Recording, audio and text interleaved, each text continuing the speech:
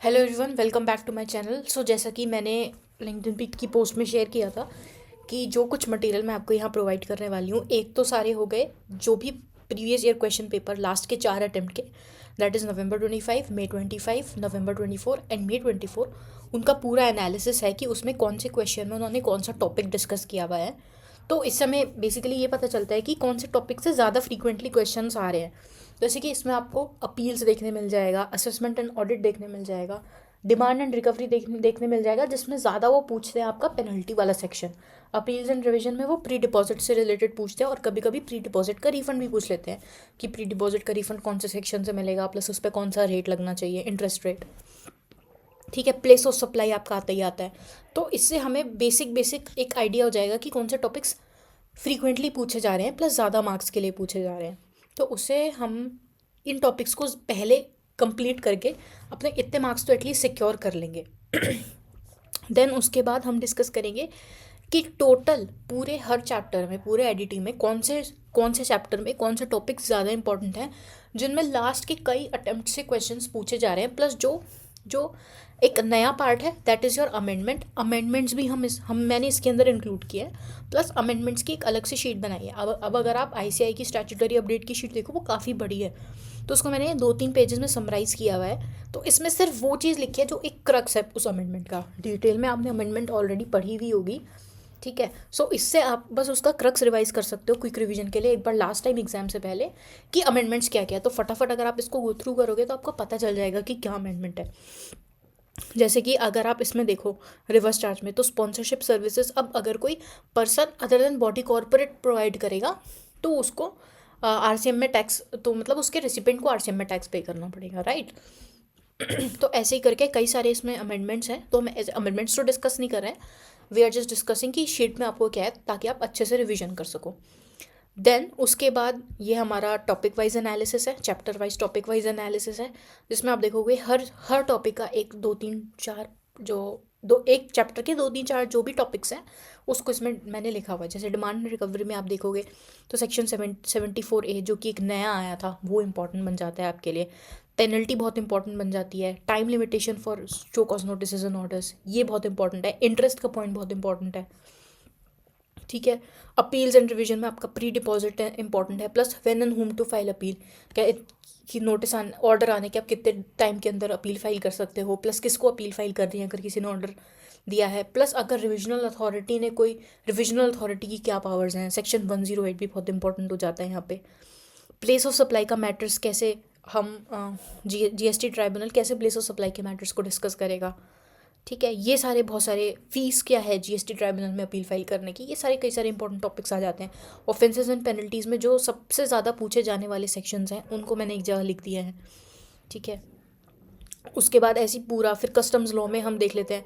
अब जैसे वैल्यूएशन और बैगेज रूल्स वाले हैं ना चैप्टर, और जो हमारा आईटीसी कंप्यूटेशन का मतलब नेट जीएसटी लाइबिलिटी कंप्यूटेशन का जो क्वेश्चन आता है, क्वेश्चन नंबर 1, एक उसमें क्वेश्चन नंबर 2A भी आप इंक्लूड करके चलो। Question number 1, question number 2A plus valuation और बैगेज रूल्स का, ये भी लगभग क्वेश्चन 2 या क्वेश्चन 3 में पूछते हैं, ठीक है। फर्स्ट 3 क्वेश्चन आपके वैल्यूएशन से रिलेटेड ही होते हैं, या उसमें थोड़ा बहुत प्लेस ऑफ सप्लाई का पार्ट आ जाता है या कुछ और पूछ लेंगे। वैल्यूएशन और बैगेज रूल्स के लिए तो आप जितने भी पास्ट अटेम्प्ट्स के जितने भी क्वेश्चंस आपको मिल रहे हैं ना, ये 4 5 10 नवंबर 23 तक जितने आपको पेपर्स मिल रहे हैं, सबका वैल्यूएशन और बैगेज रूल्स वाले सारे क्वेश्चंस कर डालो, तो मैक्सिमम जो एडजस्टमेंट्स होंगे आपके, जो आपके अटेम्प्ट में पूछे जाएंगे, वो यहीं से बिलोंग करेंगे, ठीक है। कोई अगर इसमें अमेंडमेंट है, अगर हम देखें कस्टम्स वाले में, तो आपके कस्टम्स में वैल्यूएशन में आपका कोई भी अमेंडमेंट नहीं है, राइट। आपका जो भी अमेंडमेंट है वो थोड़ा थोड़ा अलग सेंस में अमेंडमेंट है, वो वैल्यूएशन का अमेंडमेंट नहीं है। तो आप वहाँ से ये सारे क्वेश्चंस कर सकते हो।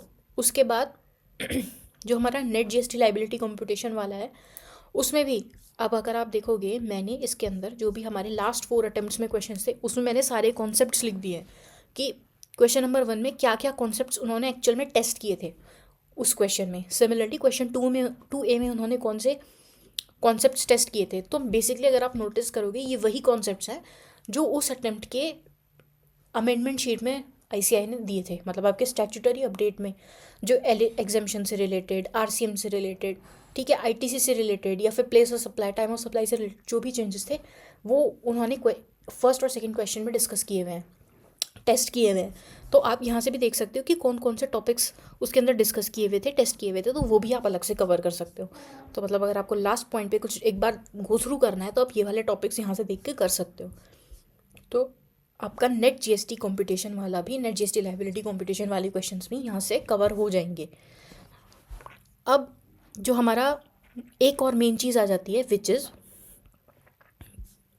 अगर मैं आपको दिखाऊं,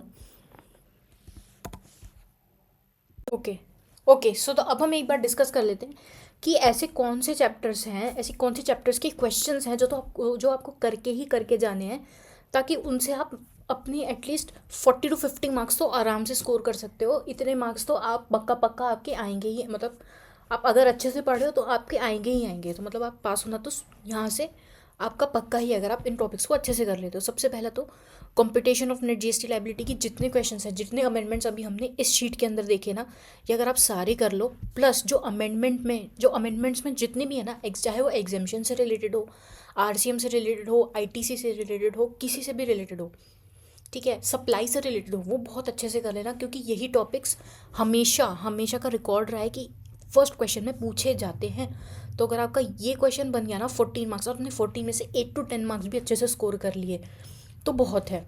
उसके बाद प्लेस ऑफ सप्लाई के क्वेश्चन आप देखोगे एक ही पैटर्न है, एक क्वेश्चन आएगा उसमें चार पाँच 3 या 4 आपको सब क्वेश्चन दे देंगे और उनमें बोलेंगे या प्लेस ऑफ सप्लाई आइडेंटिफाई करो क्वेश्चन में क्या है, या प्लेस ऑफ सप्लाई के बेसिस पे वो आपको पूछेंगे कि आईजीएसटी चार्ज होगा या सीजीएसटी और एसजीएसटी चार्ज होगा।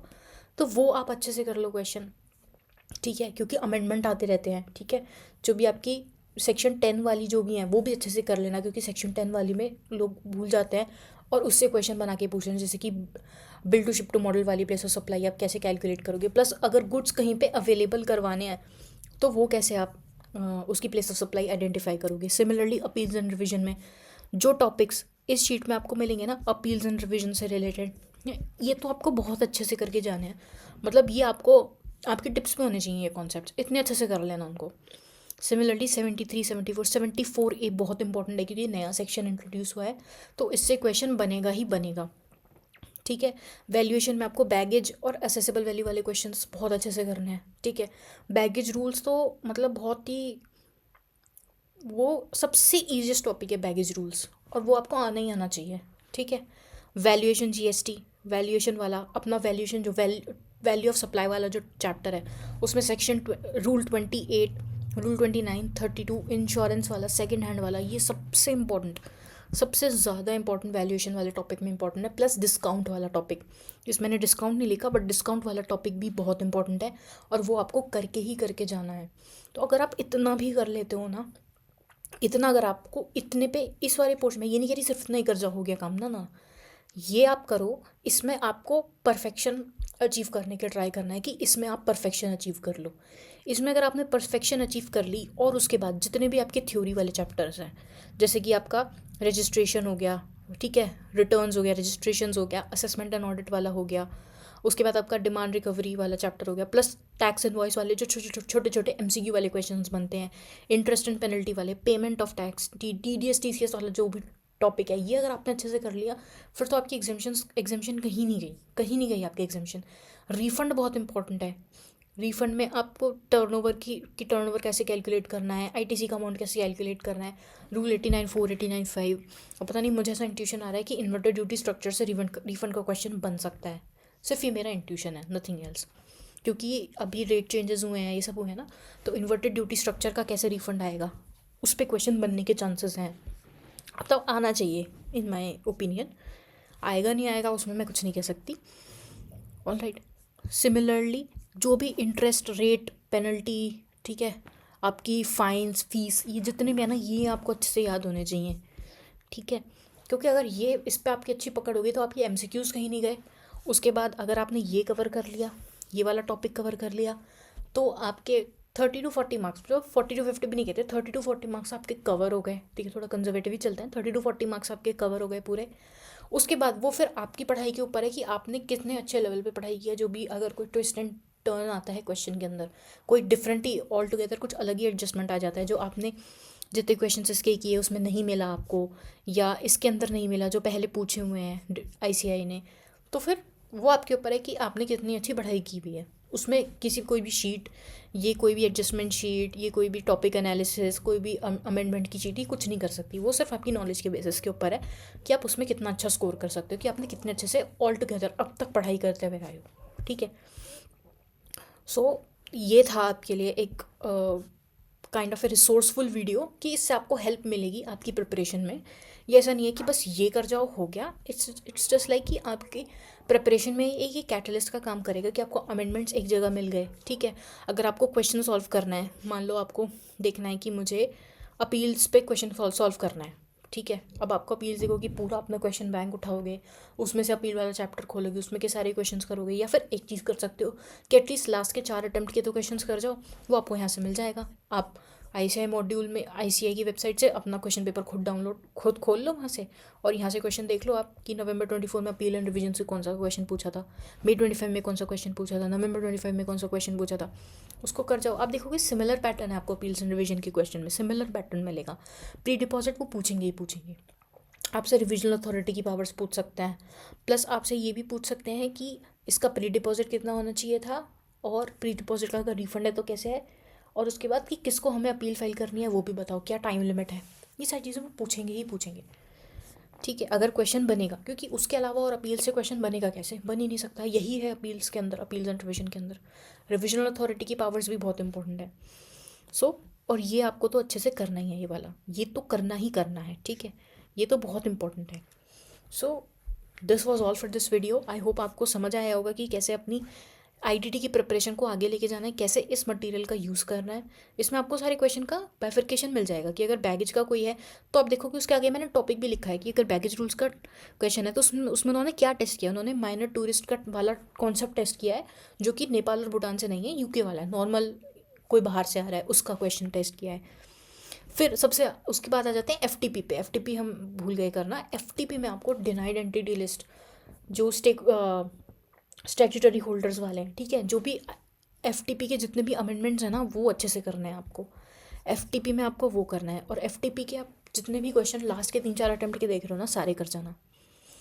ठीक है, FTP में आप देखो एक थ्योरी क्वेश्चन इससे आ रखा है, इससे पूछा जा सकता है स्टेक होल्डर्स का क्या, जो भी ये अमेंडमेंट है। ठीक है, थ्योरी क्वेश्चन आपको इससे आराम से पूछ सकते हैं, क्योंकि FTP में वो और क्या ही पूछ सकते हैं।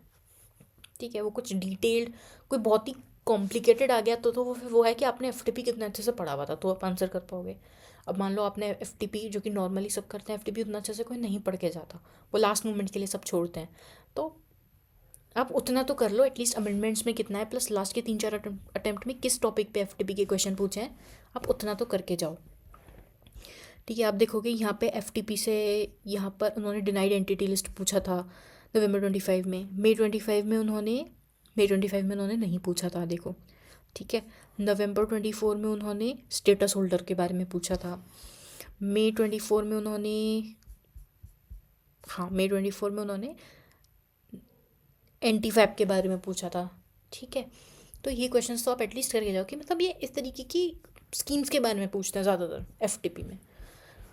सो I think that's all for this video. I hope आपको समझ आया होगा कि कैसे इस मटेरियल का यूज़ करना है। ये हमारा जो भी कॉन्सेप्ट ट्रैकर है काइंड ऑफ, कि PVIQ में कौन कौन से कॉन्सेप्ट्स टेस्ट किए थे, अमेंडमेंट शीट को कैसे यूटिलाइज़ करना है। इसमें कोई बहुत ज़्यादा डिटेल या कुछ बहुत ही आपको अलग नहीं दिखेगा, ये सिर्फ उस अमेंडमेंट का समरी है, राइट। और ये टॉपिकल एनालिसिस जो भी है आपका, कौन से चैप्टर में कौन कौन से टॉपिक्स इंपॉर्टेंट हैं, ये उसका एक लिस्ट है, तो आपको हेल्प होगी ये सब करने में। आई होप सो आपको वीडियो अच्छी लगी हो।